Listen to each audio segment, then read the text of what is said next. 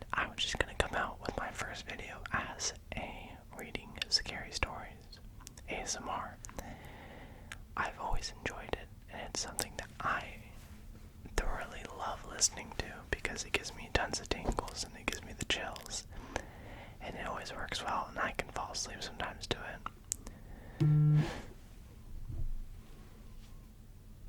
Why is my teacher grading everything during this video? Sorry about that vibration, but I am going to be reading stories off of my phone, and we will have fun with it. I'm going to read probably 2 stories today, or possibly 3, depends on the timing, but it's going to be a lot of fun, and I hope you guys enjoy this. I will make sure to keep on posting pretty consistently and find new ideas and, make this channel fun and a great outlet to be able to get your tingles, get your tingles and just have fun and get relaxed or fall asleep, all of the above. So, here we go. I got a video pulled up, not a video, a story pulled up from a Reddit page, and it was the Scary Stories Reddit page. So, we're gonna get straight into this.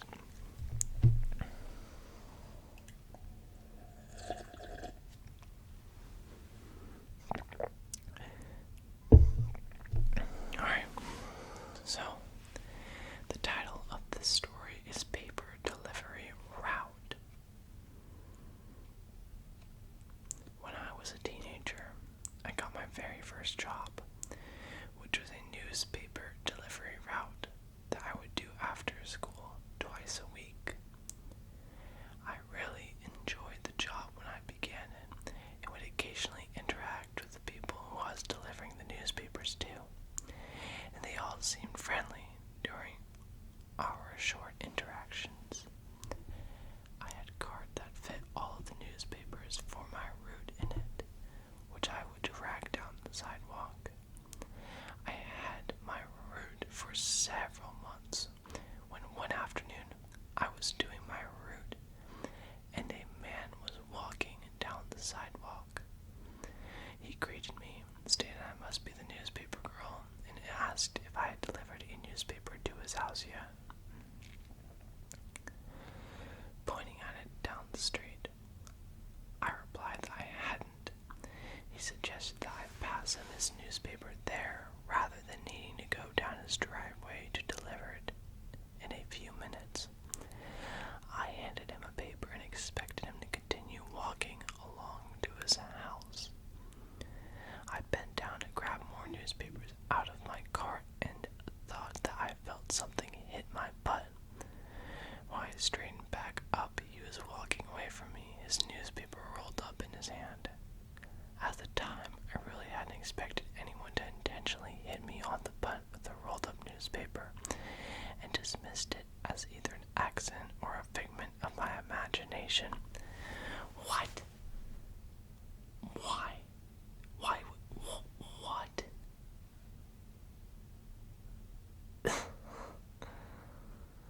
That's just creepy, but okay. I would have just automatically known that was him being a creep. I don't know. It'd be interesting to be in that position. The next week, while doing my route, he was sitting on his front desk and watched me walk down the sidewalk, delivering newspapers to his neighbors. When I came down his driveway, he wolf whistled at me and said, "Here comes the mermaid." I came up onto his deck and to hand him the newspaper, and immediately turned to leave afterwards to continue my route. He tried to engage me in conversation as I was leaving, and I said, "I'm sorry, but I have to finish my route." While I thought that this interaction was odd, I didn't think too much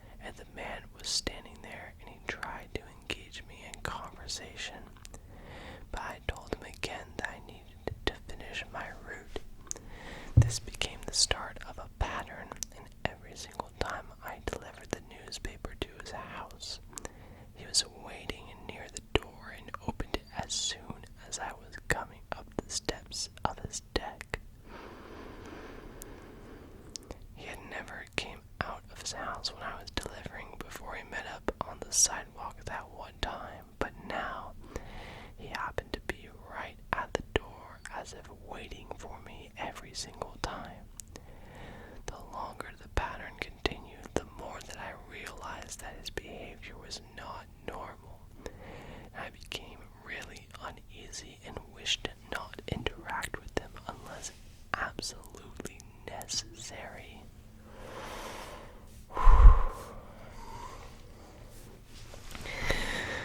One day, as I was doing my route, I noticed that one of his deck chairs was moved to the side of his deck near his driveway. I realized I could walk a few steps down his driveway and put the newspaper under that chair without stepping onto his deck at all. Since I didn't go onto the deck, the dogs didn't bark and he wasn't alerted that I was there. And he didn't open the door to try to talk to me as I gave him the paper. I thought that this was great, and I felt a lot more comfortable delivering to his house since I wasn't interacting with him anymore.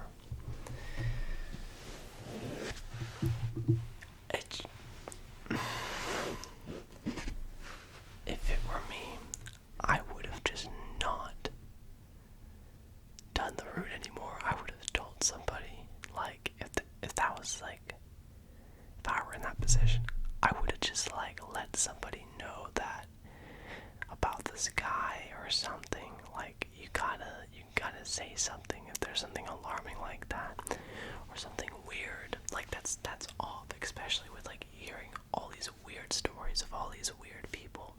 You know, you gotta like be aware of that type of stuff.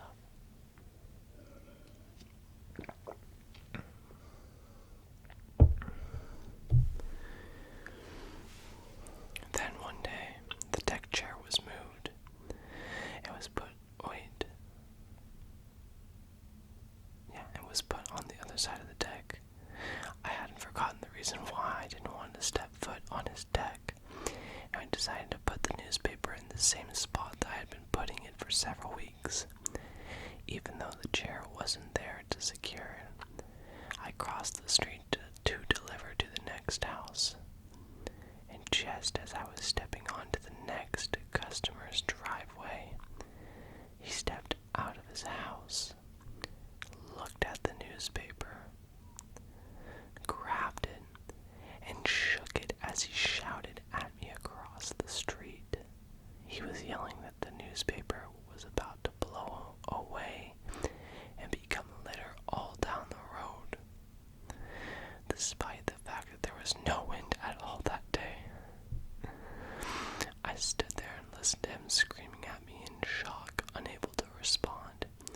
He continued to scream that I was never to leave the newspaper anywhere on his deck, not even under a chair, but that I had to open his door and bring the newspaper inside. BS, bro, stop. Thankfully, at this point, the woman whose driveway I was standing in opened her door and began to yell back at the man that he needed to stop screaming at me and that she was sure that I had done nothing wrong. The man glared at her and finally went back into his house.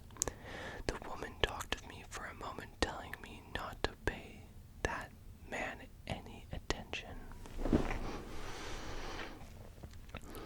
I was really scared and upset as soon as that man told me that he wanted me to put the newspaper inside his house. The thought that he wanted to rape me popped into my head, and I was unable to shake it. I grabbed my cart and went home without finishing my route, since I didn't feel safe being anywhere near his house. Back home, I lived at my uncle and aunt's house. During this time, my cousin asked me why I was home so early, and I told her what had happened, including all of the previous weird interactions. I never had a normal interaction with them, okay? And broke down crying, barely able to say my fear that I thought that he wanted to rape me. My aunt overheard part of our conversation, and my cousin helped me fill her in on the rest of it. I told my aunt that I had no clue what to do because I had believed that not delivering a newspaper to him was not an option. I also felt that I had no proof to back up my feeling that he wanted to rape me, since nothing concretely implying that had happened, and I assumed that most people would dismiss his individual actions. once like I had initially done. My aunt, however, told me that she would call the newspaper that I delivered for and inform them that I would no longer be delivering to his house. Good! That's what I was saying. Why wouldn't you just do that? My male cousin and uncle finished my route for me that night. The next time I was supposed to deliver, my male cousin came out with me to deliver to the houses near the man's house, doing that section of my route first, rather than in the middle like before. There was a day when I was walking down that road by myself, not delivering papers, and the guy was driving down the road in his truck. He slowed down and yelled out of his window at me, trying to get my attention. But I refused to turn my head to look at him or acknowledge him in any way, and just kept walking. Finally, he gave up and drove off. Thankfully, that was my final interaction with him. My male cousin continued to deliver that section of the route with me until I felt comfortable delivering by myself, since I had developed a pattern of delivering my papers so that I never stepped foot on the sidewalk directly in front of his house. When summer came, I got a summer job, and the next school year I asked for a different route. It's been years since I moved out of my uncle and aunt's house and out of that town. The last time I was in that town, I decided to take a walk down some of the streets where I had delivered. For nostalgic purposes, I do that sometimes, I'm not gonna lie. And I still felt a shiver of fear as passed by that man's house, even though I was walking on the sidewalk on the other side of the street and I didn't see him at all. I still don't know if he would have attempted anything inappropriate with me if I had followed his wish and stepped into his house. But I had a bad gut feeling and do not feel guilty at all for listening to it. He hopefully wouldn't recognize me this many years later since I'm an adult now, but I still hope that I never meet him again. Makes sense. I mean, you know.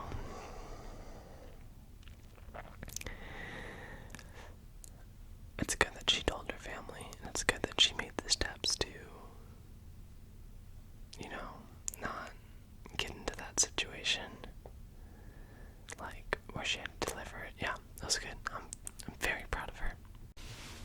Alright, so that story was not very scary, I don't think. It was kind of edgy, I guess.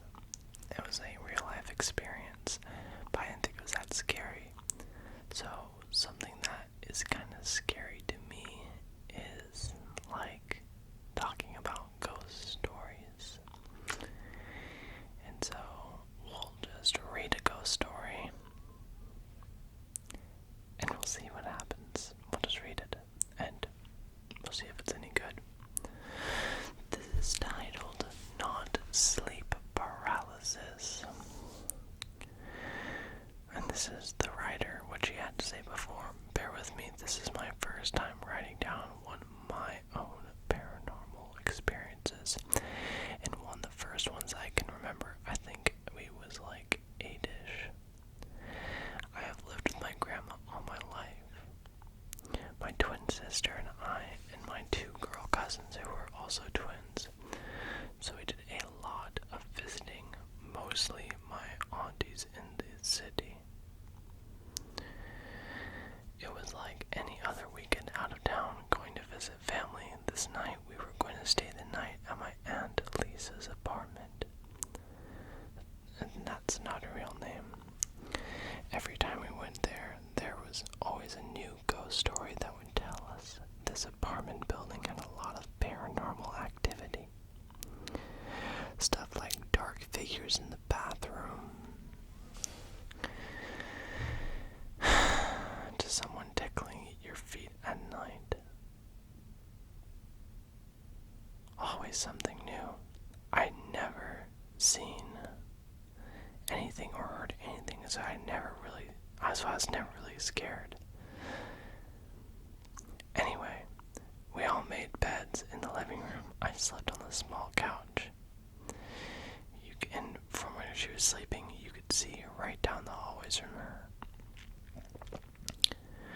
My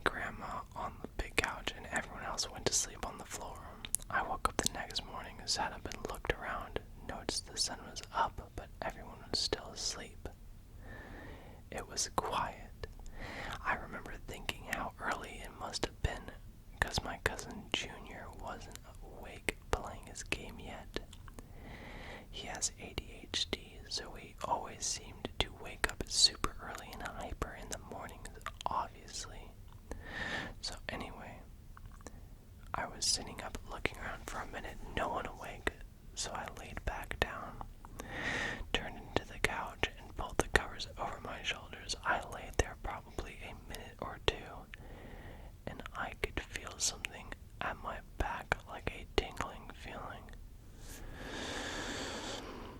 That's when I felt it. Someone poked me and whispered my name.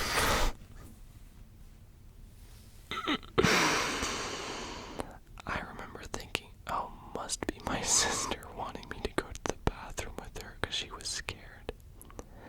I was annoyed because I just laid back down and wanted to go back to sleep. So I didn't say anything, and that's when it started shaking me.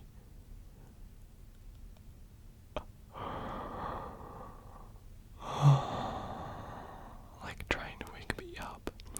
Instead, my name louder this time. So finally I said, "What?" And I shit you not. Nothing came out of my mouth. I couldn't speak.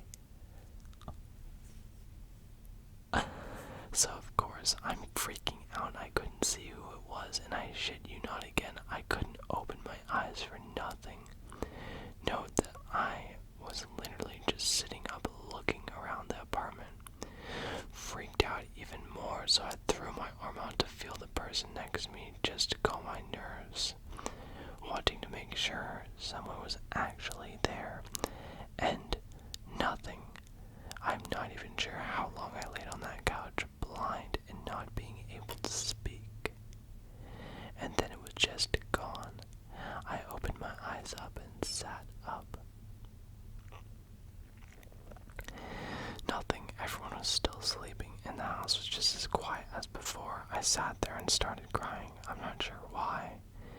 Well, I mean, it was scary. It was scary, but what was crying going to do? My grandma woke up and asked me why I was crying. I told her, and I'm not sure she believed me or not. Anyway, that's my story. Call what you want, sleep paralysis or paranormal, but I do believe that that really did happen to me, and it had my anxiety through the roof. Yeah, that would have I would have been freaking out. That would have made me lose my crap. I'm not gonna lie. Alright, I'm gonna find one more story here, so I'll be right back. But we'll read another ghost story, because that kinda got me on my toes, I'm not gonna lie. Alright, this one's a little more of a long one. I saw two that I wanted to read, but I decided to go with this one because it was longer. And it says, most paranormal moment in my life so far. So we will see how this is gonna go. Alright. I wrote this last year, 2019, to send to the Mr. Nightmare YouTube channel. That's why it's super formal, but he never posted the story, so I guess I'll share it here. I changed the names of my friends and cousin, and not that it matters, it's all true, but I left out the part about us getting followed by a car on the way back. Anyways, here you go.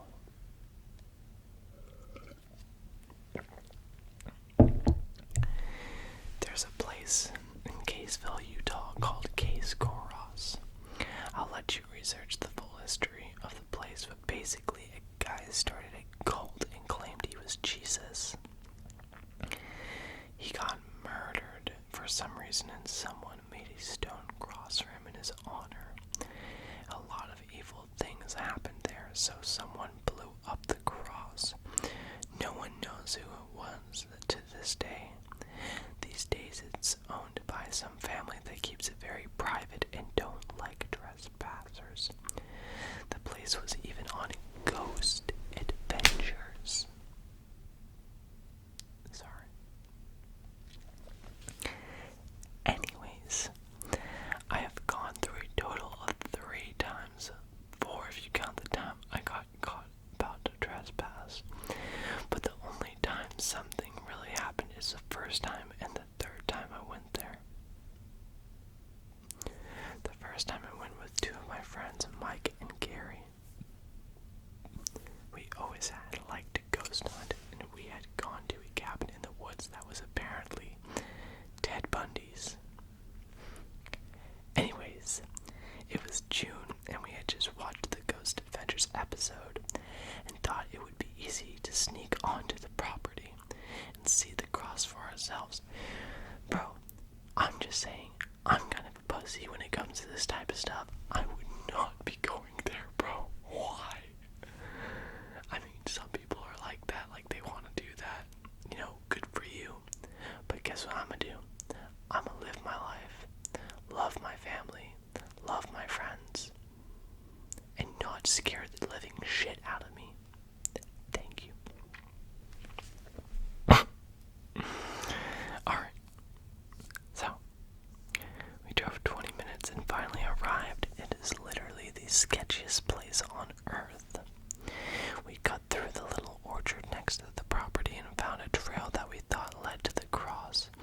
This is when stuff started going down. I heard a woman faintly yell my name. It was clear as day and seemed to be coming from the cross. Whatever, I thought. Must be some kids playing games and my imagination made it sound like my name. No, bro, that's not it. It's not. It definitely is not it. My friend Gary then says, dude, that was your name. Mike didn't hear it, so he ignored it and kept walking. We eventually got to this. Well, that's at satanic symbols spray painted on it. It looked pretty cool until we looked down the well. There was a very large black duffel bag full with something. Probably a body bag. Mike joked. We all nervously laughed, but we were all kind of freaking out a little bit. We walked further down the path as soon as the remains of the cross came into the view. Mike had the worst panic attack I've ever seen anyone have. Mike is a good, tough guy and is usually really chill, so this was really freaky to see happen. He kept wanting to leave, but me and Gary kept going. I'm sorry. Just a moment. I hate stopping, but I just need to talk. Why would you just keep going? Like, why? One of your friends who is super chill and like doesn't freak out like that. He's a chill dude and he's tough and he's like, you know, a tough guy. He doesn't get scared easily. He's freaking out and he doesn't want to go further. And you proceed to keep going. I'm sorry, you're just asking to get freaked out. That's just me. I rest my case. We'll see. We got to the cross and stopped to look around. We started hearing whispers coming from all around us. We could see very faint images of tall black shadow figures all around us. We immediately booked it back the way we came.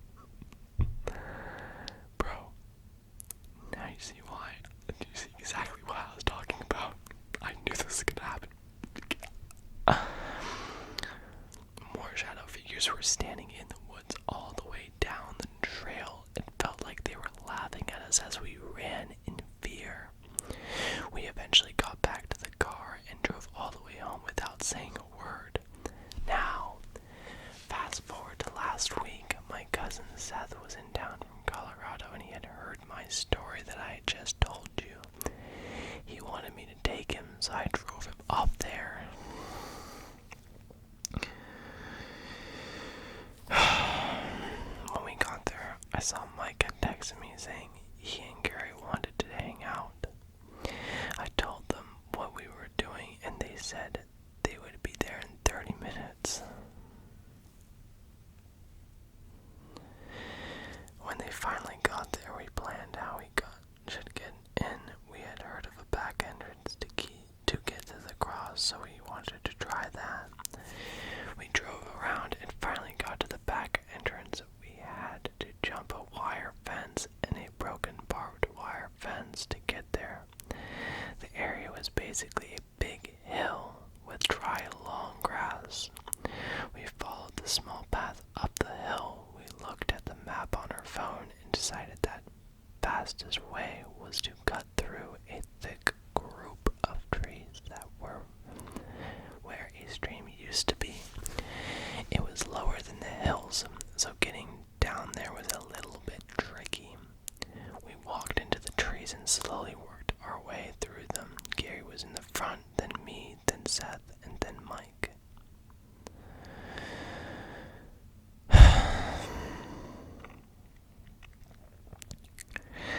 We were almost out of the trees when we heard footsteps off to the left of us.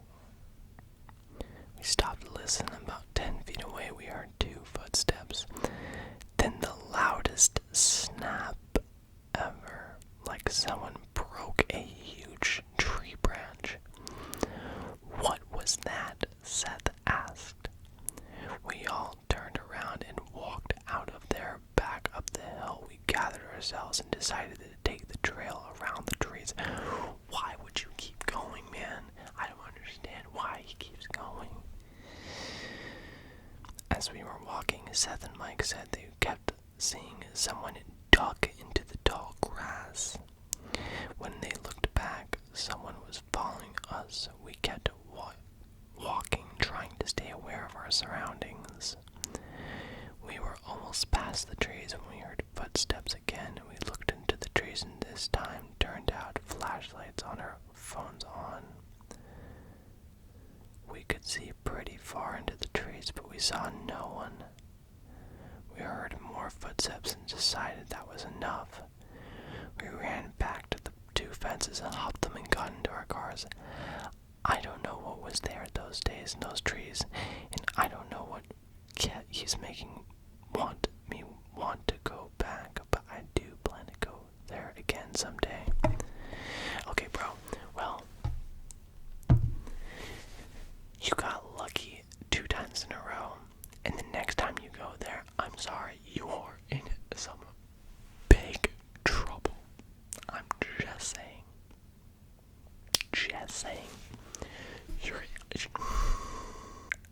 I'm sorry, I had to take a moment there, but that was a great story. I'll give him that. And I don't know why he wants to go there again, but whatever floats your boat, dude. But anyways, I really hope you guys enjoyed this video. It was 31 minutes long. Crazy. But I hope this was a good first video. I think it's gonna come out pretty good. The first story was just like a real life experience, and the second one was, the second and third ones were kind of fun too. So, we'll see how you guys like it.